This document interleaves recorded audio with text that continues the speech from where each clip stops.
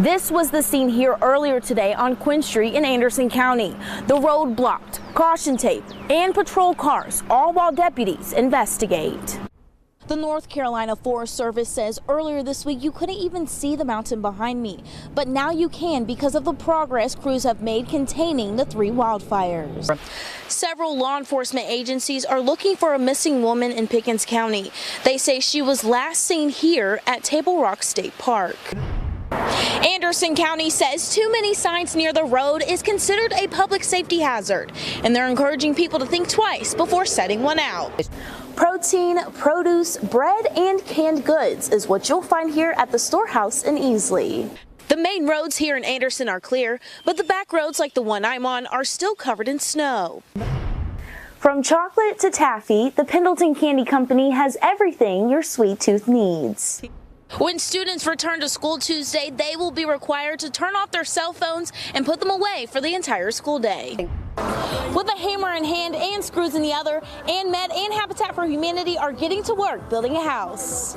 Honeypath police say this year will be different than last year when it comes to enforcing laws. They say if you break the law, you will be charged. Built 4 decades ago for only 4 employees at a time, the Clemson Fire Department has greatly outgrown its space, but this is about to change. Pickens County EMS says they've already saved a life using their portable ventilator and IV pump. Investigators are trying to determine if a string of car break-ins are connected. If you've ever been to Clemson University, then you might agree it can be frustrating to find parking. The university says they now have a solution. It's my first day sledding, and guys, it has been so much fun. What do you think about the snow day today? I really like playing in the snow and throwing snowballs at people. Yeah. And you guys are from school around here. You told me that you've been doing e-learning, and this was actually kind of your assignment to be out here in the snow. Talk about that. Yes, so I'm in a class called Skills for Success, and my teacher, David Powell, he gave us like an assignment for like using collaborative or communication, like teamwork. So we came out here and built a snowman with a few friends of mine and stuff. Awesome. And Mom, did they convince you to come out here? What are your thoughts about today's snow day? I absolutely love it. I just live up the road. We don't get a lot of snow, so if there's this much, we're going to make sure we're in it. All right. And what do you think about today?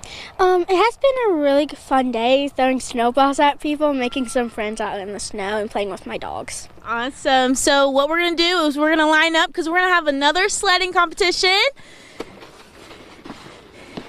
This time I will be doing a countdown.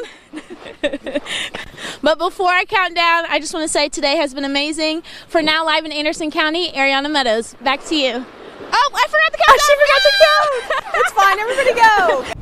Hi Gordon, as you can see, the wind is not very forgiving, but what I'm experiencing is nothing compared to what crews have been dealing with all week. The Black Cove fire is 17% contained, the Deep Woods fire is 30% contained, and the Fish Hook fire is 95% contained. I'm going to step out of the shot really quick so that you can get a look at this mountain.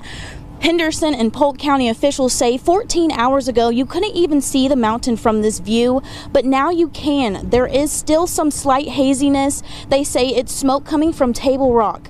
The strategy they're using to contain all 3 fires includes helicopters dropping water, crews on the ground creating fire breaks so there's nothing left to burn. Crews are also using chainsaws to cut up debris left over from Hurricane Helene.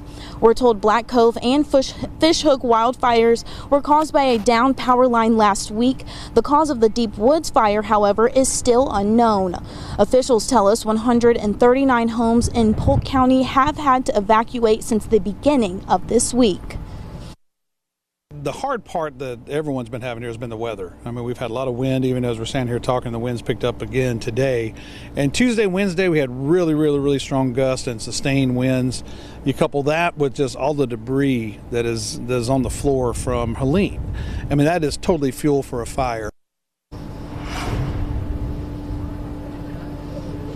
If you have respiratory issues, officials encourage that you stay inside because of poor air quality. Live in Polk County, Eriana Meadows, 7 News. Eriana. Residents say they don't feel safe. They're hoping Anderson County Roads and Bridges makes the intersection of Calhoun Road and Glenwood Street a four-way stop. Michaela Carty lives on the corner of what she calls a dangerous intersection. She says she hears honking and tires screeching throughout the day. Even semis, not just regular cars, are hauling, but it's 35 through here, and I feel like I can hear them go way faster than that from inside of my house. Carty showed me video of two cars nearly colliding. Other videos show the same thing. This stop sign right here, this is the one that everybody runs the most, and with people coming down Calhoun Road going towards 247, they're going double the speed limit. So when people don't pay attention at this stop sign, if somebody were to cross over like this car is now and somebody going double the speed limit this way, they would end up getting hit and end up in my house. Her hope is that Anderson County Roads and Bridges will make the intersection of Calhoun Road and Glenwood Street a four-way stop. I feel like stop signs are more in your face, stop, like everybody stop, instead of just two people stopping, everybody has to stop at one time. But the Department Roads and Bridges tells us in order to make an intersection a four-way stop, 300 cars must pass through each hour for 8 hours. The sensors at the intersection of Calhoun Road and Glenwood Street only counted 170 cars. And we go and study the whole intersection. We look at the sight distance. We also can put counters out and look at the speeding. Officials tell me speeding is an issue on Calhoun Road, and they believe there are other options. We'll notify law enforcement and let them know that there's a problem. We have a radar stop speed signs that we can put out. Carty says she hopes the issue is resolved soon. I've had some people say, if somebody's going to run the stop sign, why put up two more? Because they're just going to run those. I'm open to any suggestions. In Anderson County, Eriana Meadows, 7 News.